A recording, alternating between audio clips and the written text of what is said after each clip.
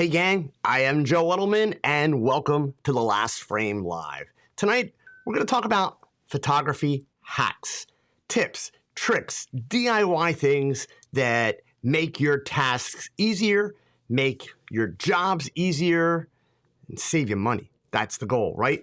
If you're watching live, you know the drill. Please leave me a note in the chat. Let me know you're here. Let me know where you are in the world. And if you're watching the replay, no worries. Go ahead and leave a comment down below the video. It's always great to know who was here. All of you are part of a growing global community of photographers, in over 100 countries who tune in to watch The Last Frame every week. And for that, I'm going to work really hard to help you with your photography in the next 60 minutes. And of course, it would help a lot more people find out about the show if while you're down there, you would hit that thumbs up and share the link. Let your photography friends know that we are streaming live on YouTube right now. Facebook, Twitter, of course, they're the fastest way to get the word out. And you can go ahead and share this link that I'm going to drop in the chat, which is lastframe.live. There you go. Okay. I'm not going to do any news tonight, any notes. I should give you a reminder about my TOGKnowledge Learning Community, but the link is in the description, so go check it out. If you haven't done it yet, check it out. You're missing out. But I want to leave the time to, number one, talk about hacks, and number two, answer questions for you guys. But I need your help tonight. I want these to be more interactive whenever possible. Sometimes it doesn't make sense for these live streams to be interactive, but tonight we can all help out each other. And here's why. I know that every one of you that is here watching this live has a hack of some kind. Now, give yourselves a little breathing space, right? Because some of you are thinking, oh God, I don't have any hacks. I don't have any material. Yeah, you do. Let me describe a hack the way that I look at a photography hack. A hack can be any number of things. A hack could be something that is completely DIY, that you're using in a way that it's not originally intended, but you're using it in a way to get something done photographically or even to save yourself money. A hack might be a piece of gear that is a game changer. And I don't mean a lens or a camera, right? In fact, I have a hack that I'm going to show you. I'm going to share with you tonight my favorite camera strap of all time because I just happened to get one today. I haven't even unpacked it yet. So I'm going to share that with you. So a hack could be anything that you have found that makes your photography easier, better, faster, simpler, more affordable, any of the above. So I'm holding you accountable to participate because look, everybody can benefit from these. Everybody. So do me a favor and please don't think that your hack has no value. If it's helping you and it's working for you, then it's a good hack. And you don't know what other people that are watching or tuning in later may have learned or not learned yet, and your hack just may help them out. So please type away while you're here, right?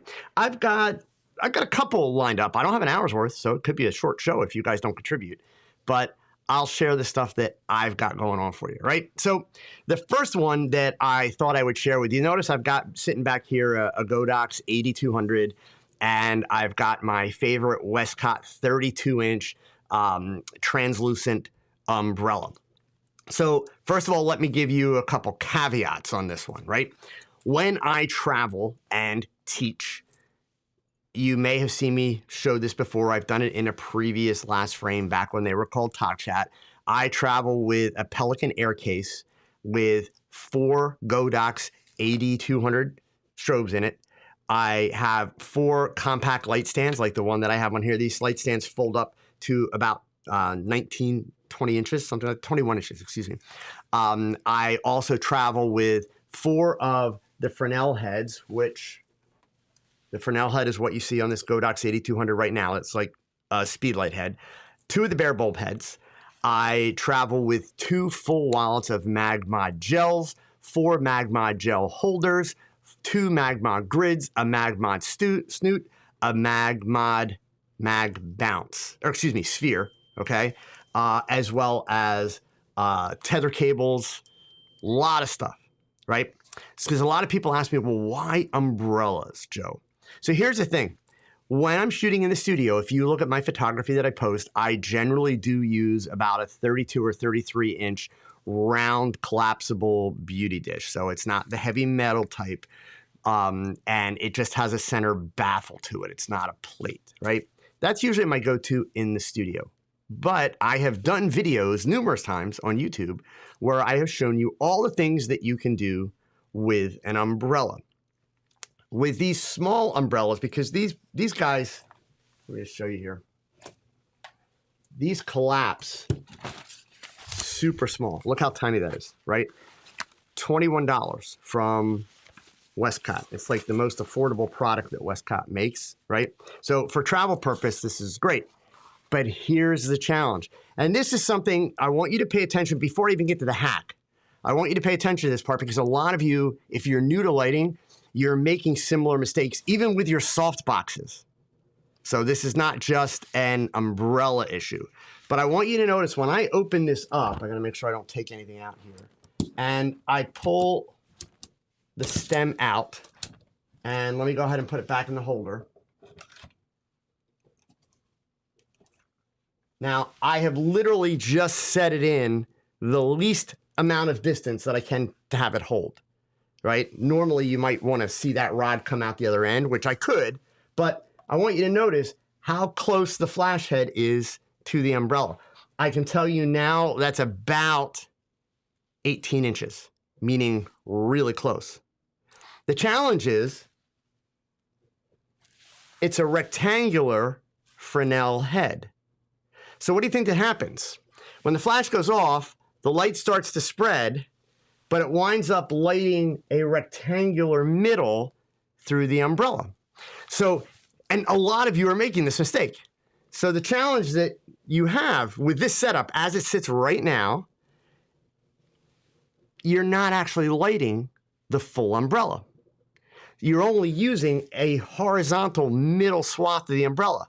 Now, some of you may be thinking like, come on, wait a minute, that doesn't make any sense. So how about if I prove it to you? I'm going to go ahead and let me just switch over here to this screen.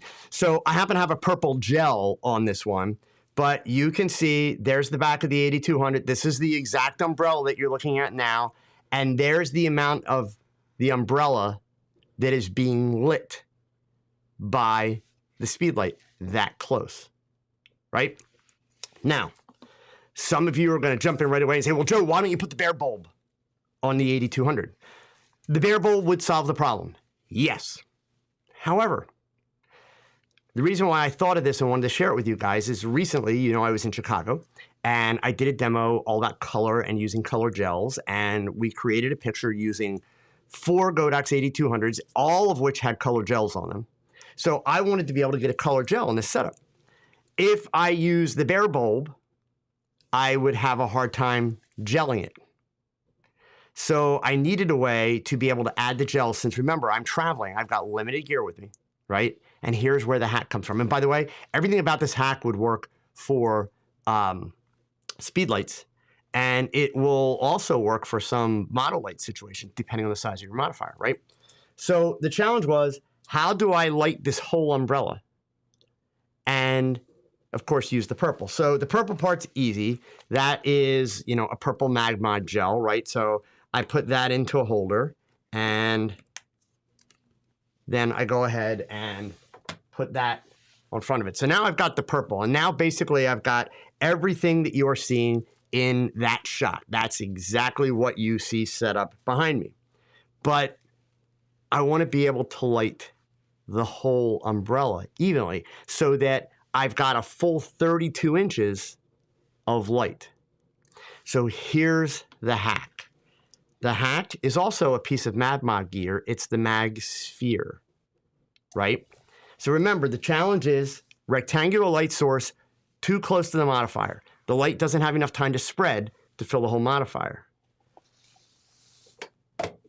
By doing that, now the light spreads and fills the whole modifier. Almost. I will be completely honest with you and tell you it's still a little hot in the center. It does a much better job, but it's still a little hot in the center. So here's where the real brilliance of this hack comes in. You guys know that I always use the white foam board reflectors that cost $1.25. I took a coffee mug, it's about 3 inches, laid it down on top of the white foam board and traced it, and then literally just cut it with scissors. You notice, like, here, you can see I didn't even cut it like clean. I mean, I legit cut it with scissors. But what I'm going to do then, I put a little piece of gaffer's tape on the back. I'm going to slide it inside the sphere like so, press it so that it sticks like so. And now, when I shoot, my lighting goes from that to that. And I've got the full 32 inches of my umbrella lit. Now, I said before that one of the things that you all need to pay attention to is you're making similar mistakes with your softboxes, etc.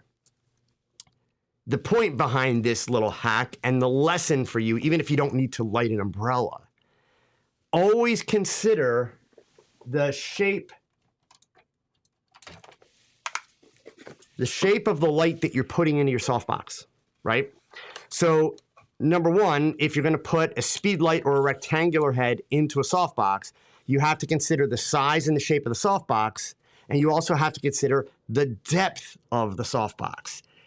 The big question is, will the light have enough time to spread? Now, most softboxes come with an inner baffle that is removable. And for some reason, photographers think it's a good idea to remove that baffle.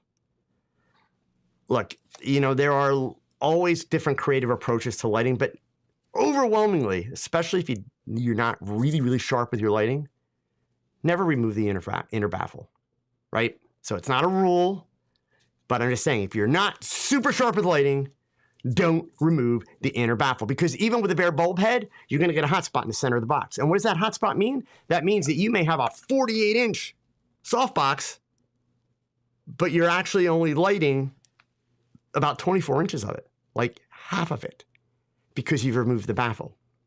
Same would go for this. The baffle is there to help retard the light in the center, spread it out more along the sides and the tops and the bottoms, and even out the light, so that if you have a 24 by 48 or a 24 by 36 medium-sized softbox, you're going to get even light all the way across the softbox. But for the sake of traveling, not being able to take a lot of gear, not being able to take big modifiers with baffles built in and everything else, $21 umbrella, a mag sphere, which, by the way, mag spheres are great tools for event photographers.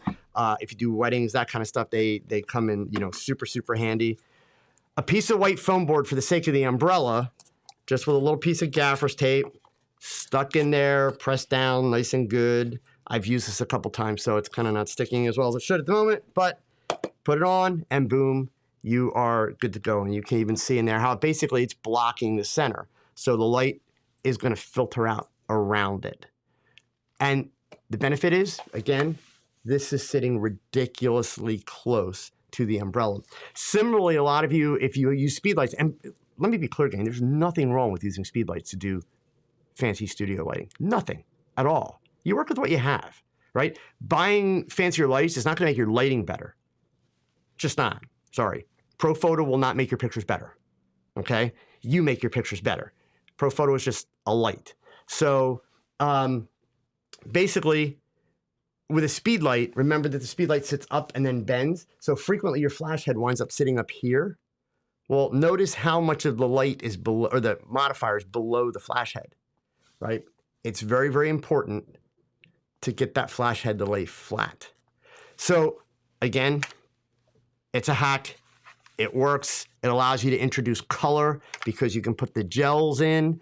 If you haven't used MagMod at all and you go into the new MagMod system, let me switch my browser over here. The new system, they've changed the format of the gels and everything's interchangeable. So by the way, if you have some MagMod stuff and you want to start getting the new stuff or vice versa, it all works interchangeably.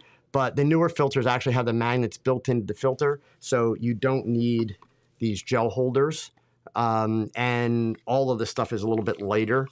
Just as durable, same kind of material, but it's a little bit lighter, a little bit easier to, drag around and to work with. So that hack, by the way, let me go ahead and just show you the thing here. You may have seen it on my Instagram. I use that hack on this picture. And so you can see part of the reason why it looks like there's so much light fall off is because this is a cheap pair of plastic sunglasses. But you could see the nice soft lighting I got with the fairly rapid fall off. How did I get the rapid fall off? I got the rapid fall off by having the umbrella very close to her face. The front of the umbrella was literally only about 20 inches from her face. And I was shooting right underneath the edge of the umbrella. In fact, you could see there how close it was to her face. So that gives me the rapid light fall off, which makes the light, if you look at the way the light is on her face, it looks like a beauty dish. In fact, somebody asked me, like, did you do a lot of post-processing to make the light fall off look like that? No, that's all in camera. That's all inverse square law, okay? And in case you're wondering, there's the original file. There's the file out of camera, unprocessed completely. So you can see in my original file, there's the corner of the umbrella. Like, it's in my frame, big deal. I knew that I was going to want to enhance the colors in the background. It's the same colors. I didn't change them. I didn't change the background, but what I did do is I added a texture overlay. And if you look close, there are 3 other changes that I made in the shot. Simple changes, but details count, right? Number 1, look at the fuzzy poof at the top. That, for me, that was a blunder. My excuse, I had a whole bunch of people watching, I was teaching, I was talking. I hate excuses, but that's why. Still not acceptable. That just looks sloppy as all get out. Also, see how the thumb just about kind of visually touches the edge of the material? I really want a gap there. It didn't bother me when I shot it. I really didn't think that much of it until I looked at it afterwards and realized, there needs to be separation between the thumb and the scarf. And then if you notice here where the scarf comes down in the back, there's some hair sticking out. This young lady actually had fairly short hair, so it was really hard to get the hair properly underneath. And I didn't have a hairstylist there. I'm not making excuses. I'm just saying those were the things that I was dealing with as I shot it. So in post, indeed, I cleaned up that piece of hair, which you can see right there. I created the separation, and I filled out the puff. And then I added texture to the background. Other than that, that's the shot. I didn't change the shape of her face, didn't do anything else weird. The reflection you can see is the reflection in the finished picture. So there's no fancy post there, which, by the way, that means that as I'm shooting it, I've got to get that umbrella lined up and balanced, right? So it's not like I did that afterwards and decided to stick it in there. That's all done in camera. So there's the basic lighting setup. There it is from the top. There is a purple gel on the key light, an orange gel coming in from camera left, a teal gel aimed low on the gray background, and an orange gel aimed high. So again, without the post-processing, there you have, whoops, I didn't want Photoshop. Let's try that again. You have the teal at the bottom, the orange gel coming in from the back. Yeah, we don't want that. Let me close that out, gang. Sorry. I got a little carried away with my clicking there. Orange at the top, and then purple in the front, and I slightly overexposed it so that it takes on more of a magenta, because what's also happening, think this through, right? What's also happening is the orange is hitting the front of the umbrella, which is white, and it is reflecting back. So it's adding orange to the purple, and that's giving me that magenta color on the front. So there's no wonky post-processing. A couple people I've said, oh yeah, it was a purple gel in the light. They're like, purple? Like, there's no purple there. Well, there's no purple there because it's getting orange mixed in with the purple, which is turning it more magenta. And then the reason why the umbrella looks blue, because they're sunglasses. So it's that purple light being reflected into the sunglasses, which added the blue. So I didn't even have to add the blue afterwards, right? So Anyway, that's the first hack that I have for you. I see it, a couple of you typing in some hacks here. That's great. Come on. The rest of you, let's get a little creative. Share some stuff. I know each of you have got something. You don't need to run and Google it or that kind of stuff. No, it's something that you use. Like, what's the thing that's it's part of your workflow that you almost feel guilty when you do it? It's like, oh, this was a game changer for me. What was it? Okay. So a couple other things. In fact, here, let me grab that. We'll stick with the speed light and the Godox 8200s for a minute. So if you're a speed light user, and I know a lot of you are because you don't have the budget for, you know, a lot of fancy studio gear and all that kind of stuff. So this is the same size as a speed light head, even though I have it on the Godox 8200. A lot of people look at the Magmod stuff and are like, that stuff looks really cool, but they're actually kind of expensive, Joe. And they are kind of expensive. Let me be really clear. Magmod stuff isn't cheap, right? So keep in mind, I make a living using mine, so I can justify it as a business expense. That makes it a little easier, right? So what do you do if you want filters, but you can't afford fancy stuff like Magmod? So there's a bunch of stuff you can do, right? You can, we're going to kind of come down price-wise. We'll step it down. For starters, you can go to like Amazon, and you can buy really inexpensive sheets of colored filter material for a couple of bucks. You get like a pack of like 12, and it's all the deep colors. And you just tape it top and bottom. That works. You can even cut them into, they'll come in like 12 inch by 12 inch squares. You can cut them into smaller pieces and just roll them over. Don't wrap them tight against the head. Let them kind of curl over the head. In other words, let it breathe. These Fresnel heads do get hot, right? So if you wrap it too tight, you run the risk of melting it onto your flash. Never want to do that. As long as you have space, you're cool. It's not going to overheat and melt, right? Let's say you can't afford that. Ever throw a party? There's a red gel. It works, not kidding. It's going to knock out about 2.5 stops of light because the solo cups are actually pretty dense, but it works. Legit, it works, right? So you may have to place it a little closer to your subject or a little closer to your background than you normally would, but you will get a nice red gelled light. Keep in mind, when you go to the supermarket, you can go to the same aisle where they have the solo cups. You can get green gels, blue gels, purple gels, orange gels. If you've ever seen me when I presented on stage for Olympus at like WPPI or Photo Plus, you probably saw me use these to create gels for light. So that's how gutsy I am. I go into a photography trade show where Magmod and all those other companies are there trying to sell you, you know, gels and filters. And I show people how to hack stuff. Just saying, right? So that's another kind of cool hack for filters, for gels, for that kind of stuff. Let's see. And I see some good ones coming in. Keep them coming, gang. I see some good ones there. This is one I learned recently. And most of you could make good use of this, right? It's aluminum foil, right? Now, you may have seen in the past, I've actually used aluminum foil to create kind of really fancy collars around models and that kind of stuff. That's not what I'm going to show you now. If you photograph models, and especially if you don't work with a makeup artist and a hairstylist. So if you're, you know, doing a TFP thing and you're meeting a girl out someplace and you're going to take pictures, especially like for those of us here in the US now, it's summertime, it's warm, there's a lot of humidity in the air, etc. Just fold up a piece of aluminum foil like so, and stick it in your camera bag. Stick it in a pouch in your camera bag. Take it with you, have it with you. What are you going to use it for? You're going to use it when the humidity starts to mess with the girl's hair and her hair gets all frizzy. You're just going to take that aluminum foil and you're going to wipe it down the frizz. And what's going to happen is the frizz immediately disappears. It pulls all the static out of the hair. Works wonders. I have to credit TikTok for this one. Not going to lie. That's where I found that trick, and it is amazing. Totally game changer for me. Made a huge difference. Okay. Let's see here.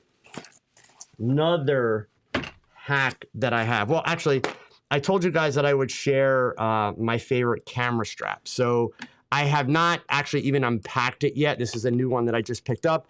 So I'm going to show it to you, show you what it's about, and then next week I'll have it on the camera and I'll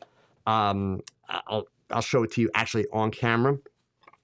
These are called Domke gripper straps. So that's it right there, okay?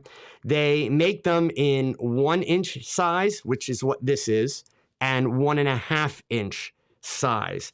What is great about these, I'm gonna come in close here and see if I can get it to show up. So what you're looking at right now is the underside of the strap, and this is rubber, okay? Which means it's not gonna slide off of your shoulder. The outside of the strap is just black webbing, okay? And it attaches just like any other camera strap. It's pretty basic, you know, in that regard. But the reason I love these, number one, I'm not a fan of really wide, bulky camera straps. I hate camera brand camera straps with a passion. I won't use them. If that's all you can afford, I get it. That's cool.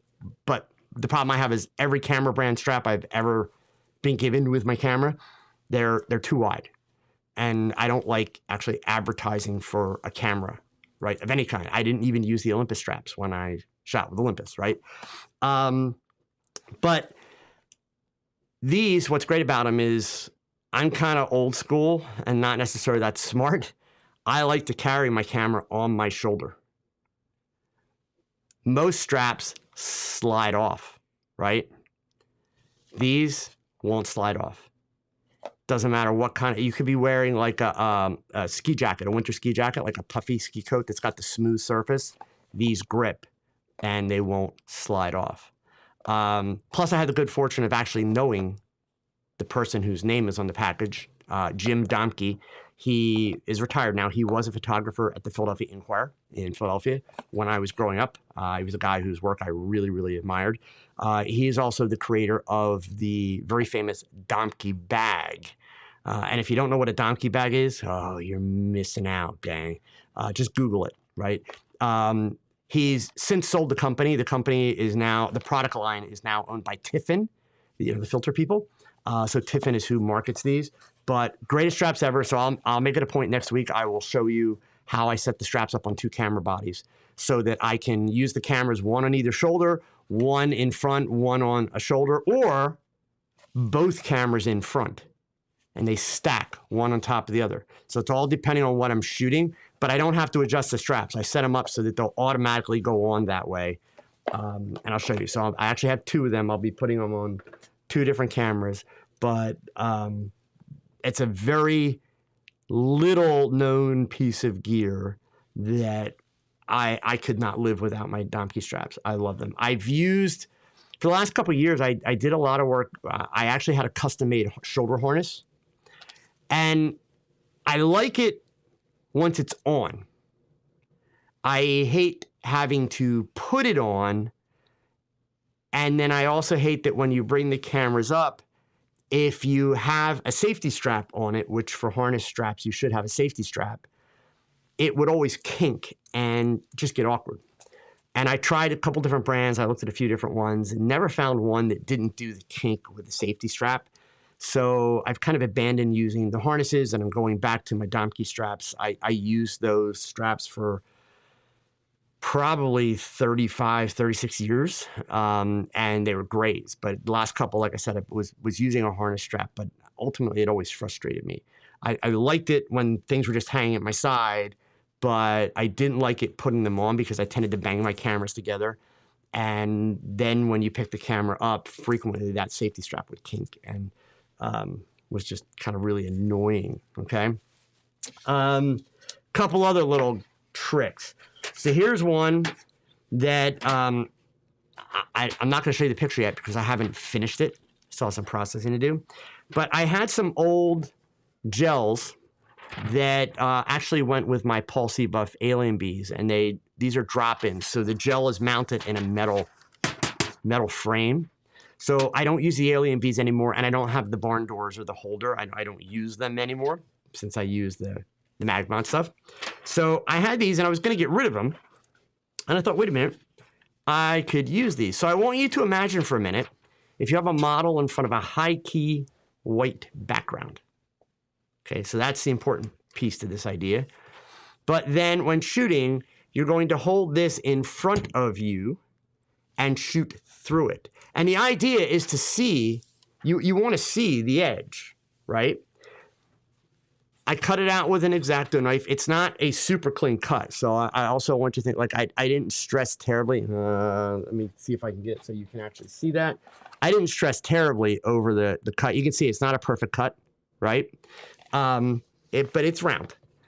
When you're going to hold it about a foot in front of your lens, it looks perfectly round because it's going to be out of focus. But on a high-key white background, you get what looks like a spotlight with white light surrounded by blue. But there are no gels on the lights. This is literally just filtering the white background. Makes for a really, really cool spotlight effect. So many of you have been enamored with the optical snoots and that Lindsay Adler, has come out with, and some other people have them now, and there's Chinese knockoff versions and all that kind of stuff. This is a way to do one of the effects that optical snoot does without having to spend $300 to $500 to do it. So, and you don't have to have the metal frame. Again, you can go to Amazon and buy those 12-inch by 12-inch sheets that I talked about and just cut the circle out in the middle. And you can adjust the size of the ring by how close or how far you hold it from your camera lens. Okay? All right, one last one, and then I want to read some of yours. And I have a couple of others if I run out, but I can't believe you guys don't have a little bit more to share. I know some of you got some, and you're just, whoops, that was a wrong button, Joe. I know some of you have some, and you're just thinking like, it's not good enough. Trust me, it's good enough. So you guys know that I like to shoot on a gray background. And with any kind of background, I don't care if it's a bright color. I don't care if it's like a painted background or it's a printed background or it's a scene. One of the challenges you have is that you can only take so many pictures on the background as is. Otherwise, all your pictures start to look exactly the same, like they're all shot on the same background. So one of the reasons why I like the gray background is because I can certainly add all kinds of color to it, and then it takes on all different colors. Just like in this shot that I showed you from Chicago, by adding the gels, I created a background with all these colors. But even still, after a while, just having the colors gets a little boring. So, again, here it was without the texture. Adding that little bit of texture makes it a little bit more interesting. So even then, I am adding a little bit to kind of jazz it up. So you all know that I make frequent visits to Joann's Fabrics. And this is a piece of fabric. You can find this kind of fabric in many different shapes. It doesn't have a name specifically, but trust me, if you go to a fabric store like Joann's or one of those big chains, you'll be able to find a piece of material just like this. So the base part of the material is what's called tulle, Tulle, right? You see, it's almost like a netting. It's got like the holes in it. And then it's just got these dots, gold on one side, silver on the other, right? That are kind of, I don't want to say glued in because they're not, but they're infused. They don't come off, right? So there's a couple things you can do with this. I buy usually about 4 yards worth at a time. So width-wise, just to give you a sense, it's just about 5 feet wide, right? Yeah, just about 5 feet wide. And I've got 4 yards of it. So I could hang it to make a background behind someone, right? And you could see as I move it, what happens with all those dots. The light sparkles and changes. If I hang it far enough back, I can get what appears to be really cool bokeh by shooting with a telephoto lens and using a slightly wide aperture, slightly wide. Not shooting wide open, not for a portrait. No, but shooting at like 5.6. I'll be able to get a bokeh look. Or let's say you use one of the Westcott X-Drop backdrops, or you have those collapsible pop-up backdrops. If you see me teach in person, I frequently will do this. I will take this and I will drape it over that black background or gray background and then throw a gel on it and it reflects the colors. And if you keep it soft and out of focus, it makes all these interesting colors and shapes and patterns. It doesn't have to be perfectly smooth. You can bunch it up and texture it. You can lay it out flat. I've even done shots where I've hung it like this, and then I've put light on a background behind it. So that way I get the gold reflection from my key light, but then I can put a color behind the gold. This is less than $10 worth of material right here. Less than $10.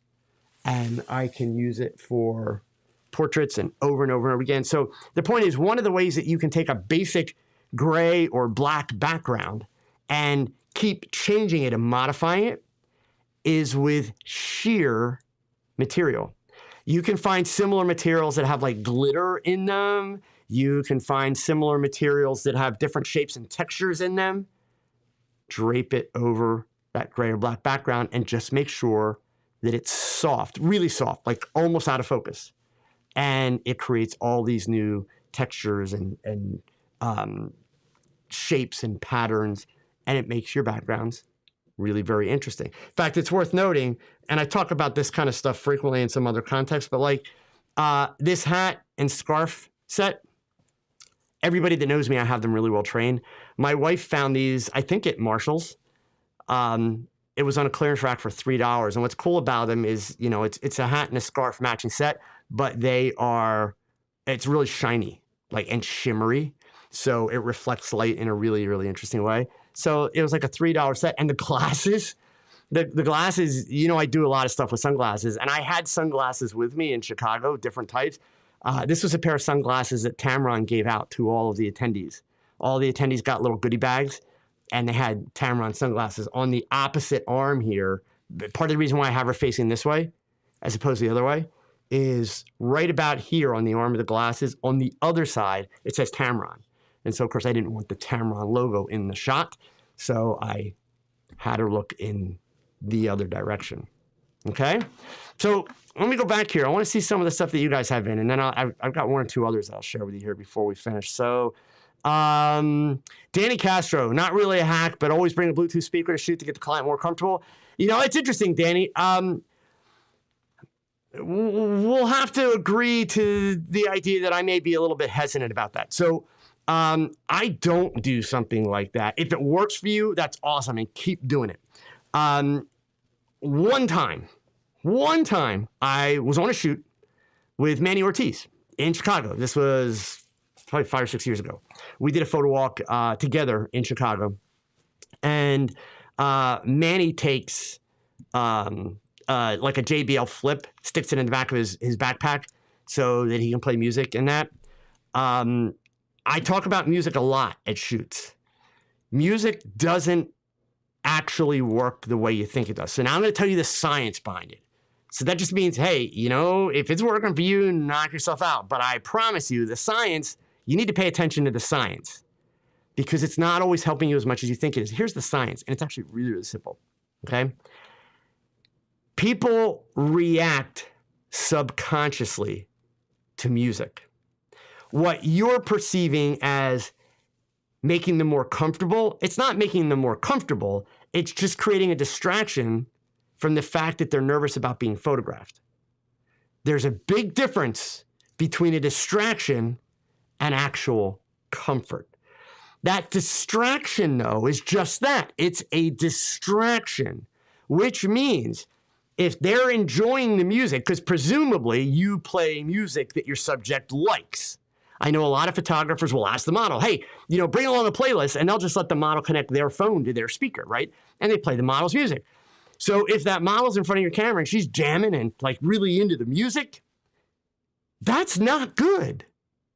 You need the model to be into the character that you're trying to create. You need the model to emote. You need her to bring that character to life. She's got a task to do. And that task is not be chilling to the music. That's not the task. Those two things are at polar opposites and creating a tug of war with each other, right? So be really careful about the music thing. In my shoots, I always have music playing, not on location. I don't. because there's enough distractions already. Anywhere on location, even if I'm in a park, there's enough distractions. I don't need more distractions. But in my studio, I always have music playing. It's always music that the model likes, but it's background noise. And when I say background noise, that means it's really quiet. And at any point in time, if I catch the model bebopping while we're on the set, like if I'm adjusting lights, the model's bebopping, whatever, I casually go over and dial the volume down a little bit more. And then I talk more. I want the model engaged with me. I want the model thinking about the character. The reason why a lot of photographers fall into that trap, Danny, is because they don't actually know how to direct their subjects. They are uncomfortable engaging with the subject and talking to them and honestly actually showing empathy is really what it is. So the music is a simple distraction. They let the music fill up the dead void of them not communicating and not giving the model directions and not talking about what the mood and everything else is. When I'm shooting with a model, I'm going to spend a good 5 minutes, literally, when she comes onto the set, talking to her about what we're going to do for the next 5 minutes. What I'm looking for in terms of the personality, the mood, what I intend to do with the poses. That's how I make the model comfortable. I'm not throwing her any surprises. I'm telling her everything that's about to happen. And I'm explaining why we're doing the things we do, what the benefit is going to be. And at no point am I saying to the model, okay, go ahead, do something. Because that's a challenge. When you're trying to create with somebody, you don't challenge them. They're on your team. So you have to give them something to work with, and then you work from what they're giving you, and you encourage them to do more, change it, whatever. So, I'm not saying, hey, you're wrong and stop, but I'm saying pay a little closer attention to what's really happening. Because generally what's happening is that music's filling a void where honestly the photographer's not really doing their job. But I promise you, music is not making your subject comfortable. That's the science, okay? So, next one, what do we got here? Mike H. Wondering if you tried the round head for the 8200 to still not fill the umbrella. At least with them, you can use gel squares. So, Mike H., at that distance, with that umbrella, it's still not going to fill the umbrella, okay? It won't do it. So, no. The round heads, as far as I'm concerned, are completely useless. And again, this goes back to inverse square law. It goes back to the fact that none of you have a round sensor. So why do you need round light? You know, it's a gimmick. It's photographers being suckers. Sorry, guys. This is why I dropped all my sponsorships. So that I can really like try to open people's eyes and I don't have to cater to any of these manufacturers. Period, right? It's, you know, obviously these companies have to keep coming out with new cool whiz-bang stuff so that you'll keep buying stuff because you all have gas, or a lot of you do, right? Otherwise they go out of business because there's only so many photographers that they can sell lighting to. Right? And then what do? How do they make money, right?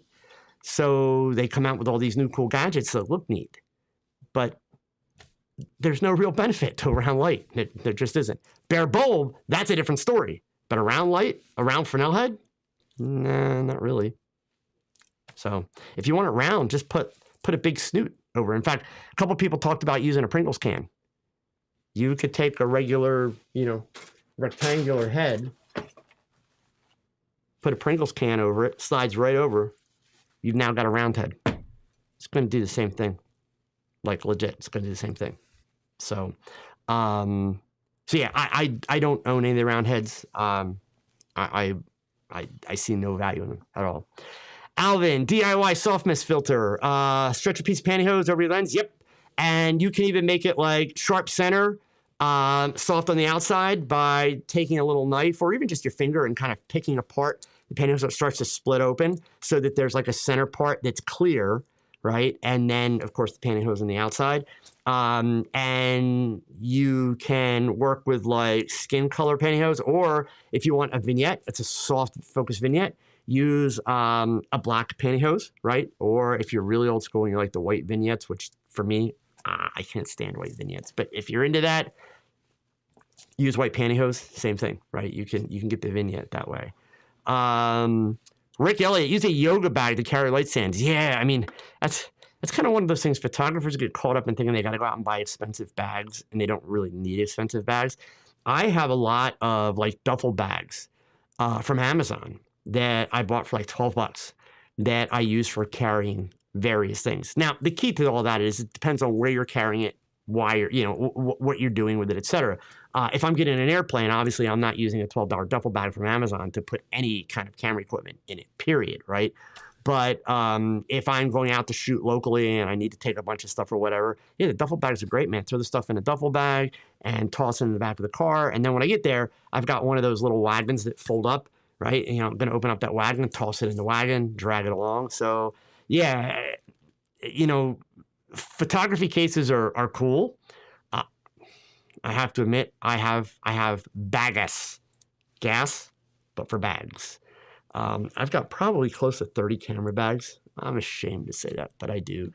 I've got a camera bag for damn near every shooting situation that you could imagine. And I have cases similarly, but I do use a lot of really inexpensive duffel bags, things like that I get on Amazon that are great. They're really, really important parts of my toolkit, depending on where I'm going, what I'm doing, etc.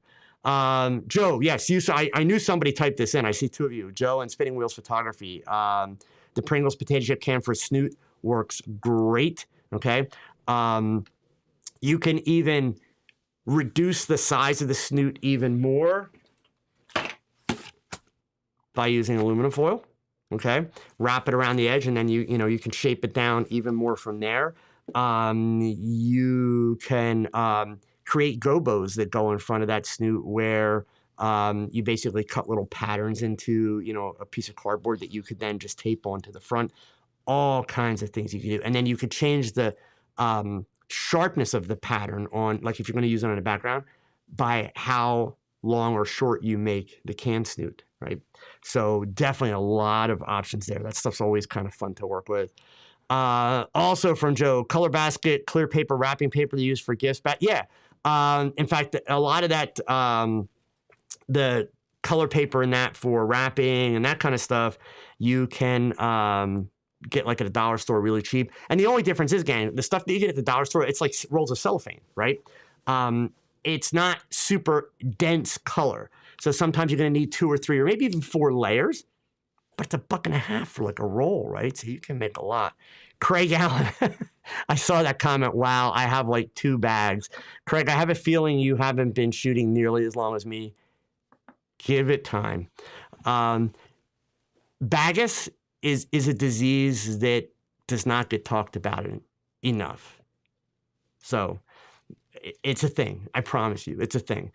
But yeah, I mean, it's just kind of having the right tool for the right situation to hold all your gear, yada yada. So it'll catch up to you. It catches up to most photographers eventually. Okay. So let's see, telekinetic full, Martin, crinkled aluminum foil plus gaffer's tape plus a rectangular piece of foam board with a few bends in it to form a curve equals a clamshell reflector. Sure. Yeah, I mean, even for a white reflector foam board, if you want to make it a silver reflector, aluminum foil, over top works great. Any of that kind of stuff will work. Martin also added here, drill a hole in an appropriately thick coin to keep it on your strap to tighten arc of Swiss plates. Yeah, actually, I mean, that's a really great suggestion. Or for like $1.50, you can actually buy,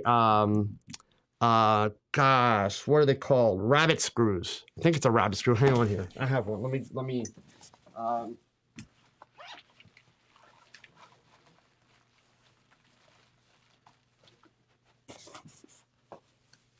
it's really bad that I don't remember the name of these gadgets. So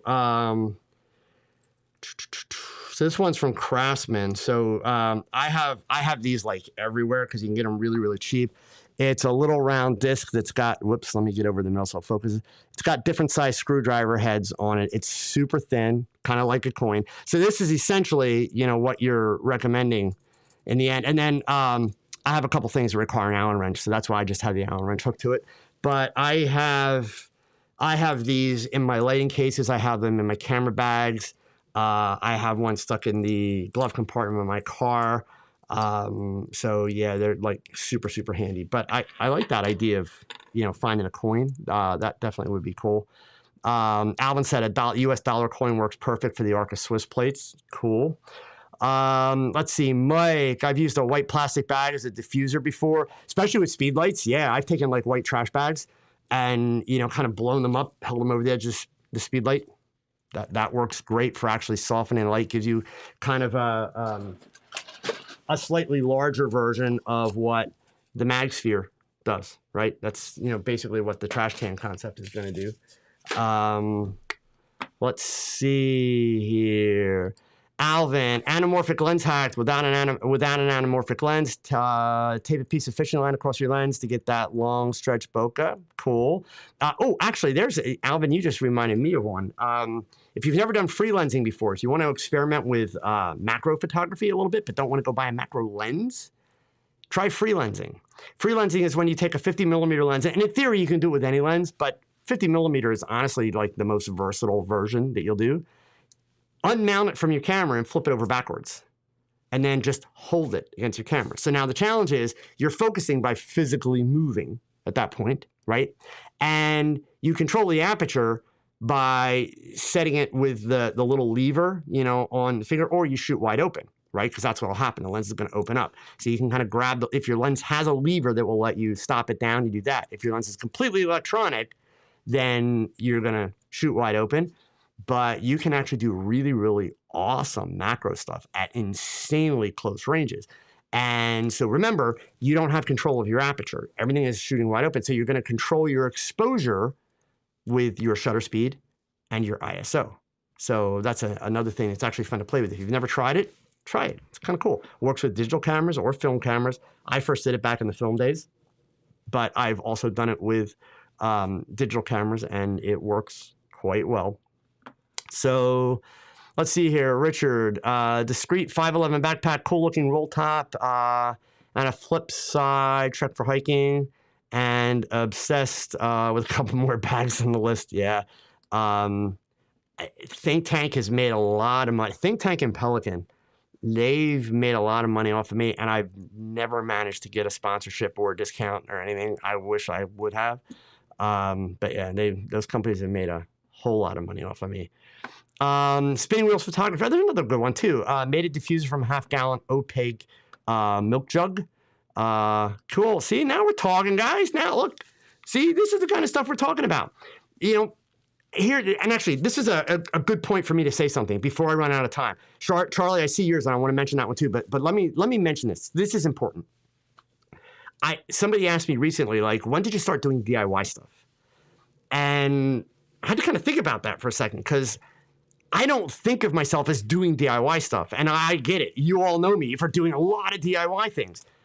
I see it as problem solving. But let me explain, right? Here's my criteria.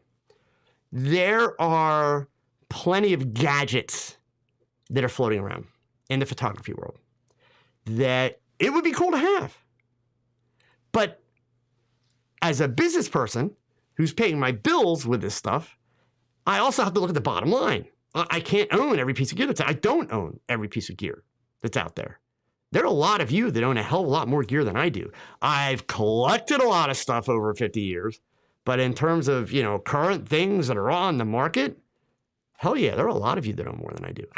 I'm not asking for you to feel sorry for it. I'm just saying, it's, from a business standpoint, it's, do I need it? What is it going to allow me to do that I can't currently do? That's how I'm deciding on a purchase. But that doesn't satisfy the fact that sometimes there's this cool piece of gear that I would love to use for a picture idea that I have. And realistically, I may never need it again. Or it's the kind of piece of gear that I may only need once or twice a year. So how do I justify spending all that money? I don't. That's when I turn to DIY. That's when I look for a way to be able to do the same thing in a much less expensive way. It may not be as completely efficient. It may not be quite as simple. it may take an extra step or two and require a little bit of extra effort. But if it allows me to get the shot without spending unnecessary money that I'm not really going to be able to justify business-wise, then it's a win, right? That's the whole point behind DIY for me, right? And as a teenager starting out, I had to DIY a lot of stuff simply because I didn't have the money as a teenager to go and buy all kind of cool gear. My first lighting modifier was an umbrella, much like this. It was from Photoflex, but it was a white umbrella. My first flash was a Vivitar 283 flash. Best speed light ever made. Still to this day, best speed light ever made, a Vivitar 283. So, and then eventually I got a second 283, and then eventually I got a third. And I learned studio lighting. Well, I learned studio lighting on tungsten bulbs in those silver metal reflectors. But when it came to flash, I learned with speed lights. And they were the Vivitar 283s. There was no TTL, none of that stuff. I couldn't afford a flash meter. So, you learned how to do it in the basics, but you solve problems along the way. That's the key, right? So that's the benefit of the DIY mindset, is it frees you up to be creative in ways that you may not be able to unless you spend a ton of money, right? So you have to look at any piece of gear. You got to be honest with yourself. Look, if you can afford to have gas or bagasse, right? If you can afford that, good for you. Okay, cool. But just understand, that's not making your photography better. It may be providing a convenience, but it's not going to make your photography better, right? You're the one that's got to still solve the problems with it. That's the key. So let's see here. Charlie L. Styrofoam coffee cups and a piece of gaffer tape to hold it onto a speedlight makes a great diffuser. Performs much like the Magmod. Yep, indeed. Let's see. Richard, started DIY when I couldn't afford a beauty dish, but I had a Folgers coffee can lid and a white umbrella. Yep, that'll totally do it. You talk about Folgers coffee cans. The original Paul C. Buff strobes were called White Lightnings, and his prototype was a coffee can. And so they looked like a coffee can. They were thinner than a coffee can, which meant that if you owned an original White Lighting, you knew the slightest ding and it was no longer round. I had White Lightnings for years that were like dented and punched in and bent, but man, they were workhorses, and they were just the bomb, because the alternative was spending, even back then, thousands of dollars and getting studio strobes that ran on the big power packs where you had to have them all cabled. And, I didn't have the patience for that kind of stuff. So White Lightnings from Paul C. Buff were game changers, like big time. So let's see. Michael Majestic, another way to diffuse light is to use balloons from a party and put over the flash head. Yep. I have seen that done. Works really, really well. Stephen Muncie, 283 was the bomb, indeed. So true story. Obviously, with the pandemic, I have not had any interns for 3 years now, right? But for probably about 10 years prior to that, I would generally have an intern every summer. And they were always, college kids that were either in a photography program or they were just graduating out of a program and getting ready to kind of go out on their own. And inevitably, they didn't have a lot of lighting experience. And that's part of why they reached out to me, is because they really wanted to be able to fine tune their lighting experience. And inevitably, they also didn't have a lot of lighting equipment. So my internships were unpaid internships. But what I did is, before every kid came in to start, I would go on eBay and I would pick up 4 Vivitar 283s. And some of you may remember this brand name. I would get 3 of the old Wine, W-E-I-N, optical flash triggers. And I would gift those 4 lights to my intern. And I would also give them a trigger, a cheap, trigger set from like China that I could get for $20. So basically I'd spend about $100 and get these 4 283s, get the Wine optical triggers, and get a radio trigger for the key flash, the main flash. And I would gift them that, and that's what they spent the summer learning lighting with. And I've had a few of them literally that have gone on from that internship and worked with 283s for lighting for 2 to 3 years afterwards, until one of them finally died and they didn't have a full set, and then went out and bought, as they call it, real lighting. But 283s were just amazing. They were super simple, super easy.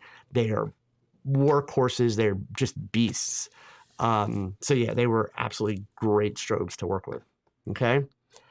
All right, gang. So first of all, I want to say thank you to all of you. And you know what? Thank you for participating. It's nice when people contribute. Look, we all benefit from this stuff. Okay. And, all of you had something to add to the conversation. All of you had something to share. And you know what? 15 people may have known it already, but I guarantee you there were another 5 that didn't. And it helped those 5 people. So thank you for that. That's the whole idea. I hope to see you guys in my TOGKnowledge Learning Community. If you haven't been there yet, the link is under the video. Seriously, please check it out. It doesn't cost you a dime. I'm not going to sell you anything. You're missing out. It is not like Facebook. It's not like social media. It is a friendly, supportive, helpful community. Lots of cool stuff going on. But in the meantime, gang, thanks for tuning in. Hey, by the way, tomorrow night, I will be teaching a class for free, The Secret Powers of Raw. Here, let me grab that link and then I'll sign off. I meant to tell you guys about that earlier. Where is it here? There we go. Secret Powers of Raw files tomorrow night, 6:30 p.m. Eastern Time in the U.S. There are still some seats available if you want to sign up. It is... it's a combination of a couple things. It's about, number one, shooting raw files. We all know that. You're supposed to shoot raw files, right? It's really about workflow and the way that I process files. So I'll tell you this.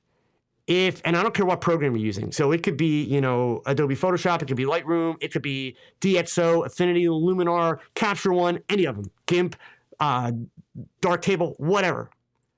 If you're using exposure and contrast sliders, nah, not at all. You might want to check out this class. And I'll show you how to really have control over the way that you process your raw files and how to really maximize what you get out of them. So maybe I'll see you tomorrow night for that. If not, I hope to see you next week, or in the meantime, see you in the Facebook group. But you guys know the drill, right? Go pick up the camera and shoot something. Because your best shot, it's your next shot. Adios, gang. Take care.